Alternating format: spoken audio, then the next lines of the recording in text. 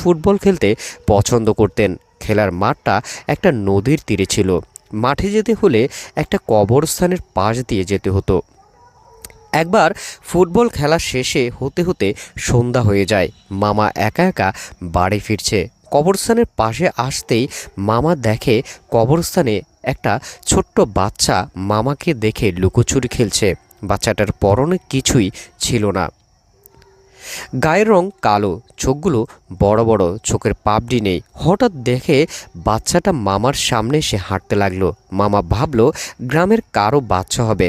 মামা একটা ধমক দিল, দেওয়ার সাথে সাথেই বাচ্চাটা দৌড় দিল। এরপর মামা দেখলো উনি বাড়িতে যাচ্ছে। এদিকে এশার আজান দিয়ে দিয়েছে, কিন্তু মামা বাড়ি ফিরেনি। মামাকে খুঁজতে নানা ভাই বের হলেন।